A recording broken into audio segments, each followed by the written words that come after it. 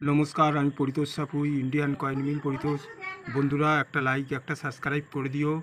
তাহলে কি হবে, আমি যখন প্রথম ভিডিওটা ছাড়বো সবচেয়ে প্রথম আমার ভিডিওটা তোমরা পাবে। বন্ধুরা, আজ তোমাদেরকে কয়েন কিভাবে পরিষ্কার করতে হয় সেই ভিডিওটা তোমাদেরকে দেখাবো, কিভাবে তোমরা করবে আর কোন কয়েন পরিষ্কার করা উচিত না সেই বিষয়েও জানাবো। কেন কিছু কয়েন আছে তোমরা যদি পরিষ্কার করো ও কয়েন আবার যেরকম কি সেরকম হয়ে যাবে। ওই জন্য কোন কয়েনটা করবে না সেই বিষয়ে তোমাদের জানাবো। বন্ধুরা, ভিডিওটা শুরু করছি, তাহলে ভিডিওটা দেখতে থাকো। এই যে 5 টাকার কয়েন দিচ্ছি, দেখতে পাচ্ছ, এই একটা 5 টাকার কয়েন দিচ্ছি, আর এই লিকুইড ঢালছি, দেখতে পাচ্ছ।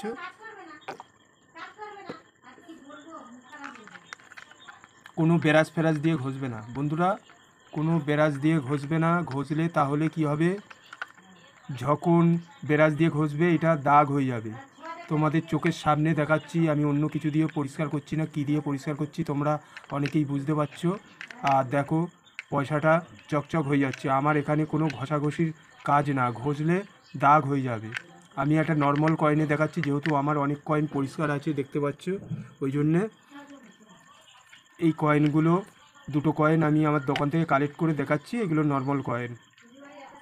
এই কয়েনগুলো কি করে পরিষ্কার, 2 থেকে 3 মিনিট রাখবে আর এরকম হাতে করে ঢলে নেবে। কোনো হাত ফাত ফুটো ছেঁড়া কিছু হবে না, কিন্তু এর মধ্যে অ্যাসিড আছে। এবারে কি অ্যাসিড আছে তোমরা বুঝতে পারছো। এই দেখো, কয়েনটা দেখো।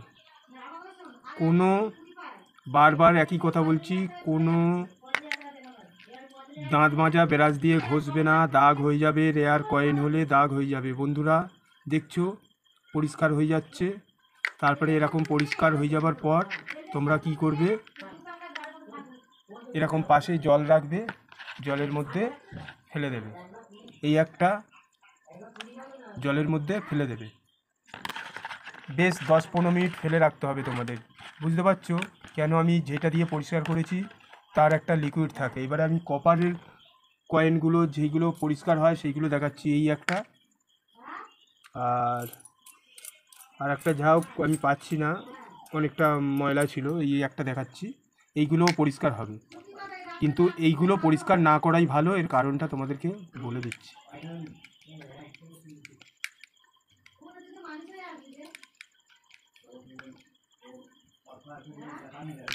এইগুলো হচ্ছে তোমার হচ্ছে কপারের কয়েন। তো এবার তোমরা যদি পরিষ্কার করো, পরিষ্কার হয়ে যাবার পর ফের যেই কি সেই হয়ে যাবে। দেখো, আমার এই ব্লু দাগটা কেটে গেছে, মানে এর টেম্পার আর নেই।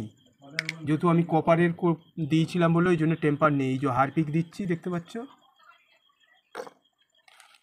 ওর টেম্পার নেই। আবার টেম্পার এসে গেলে আবার নতুন করে ঢালছি, আবার পরিষ্কার হয়ে যাবে। এইবারে তোমরা হচ্ছে হারপিকটা যখন কিনবে, কোনো হচ্ছে ব্র্যান্ডেড মুদিখানা দোকান থেকে হারপিকটা কিনবে। কেন, অ্যাসিডের অনেক সময় বিশাল অ্যাসিডের ভাগ হয়ে যায়। লোকাল মালগুলোতে অ্যাসিড বিশাল হারে দেয়, তোমাদের হাত ছেঁদা হয়ে যাবে, গ্লাস পরে করতে হবে। আর কোম্পানির মাল কিনলে ওদের একটা মাত্রায় অ্যাসিড দেওয়া থাকে, ওই জন্যে কোনো প্রবলেম হয় না। বন্ধুরা, তাহলে দেখাচ্ছি এই যে কয়েনের এগুলো কেমন পরিষ্কার হয়েছে, দেখতে পাচ্ছ।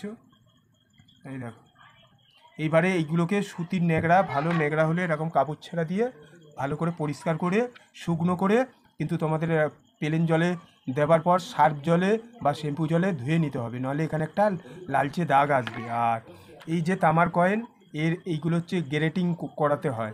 এইগুলো পরিষ্কার কোনো দিন করবে না, করলে কোনো পরিষ্কারও থাকবে না। আর এটা বছরকে বছর তোমার যেরকম চাইবে সেরকমভাবেই পরিষ্কার থাকবে।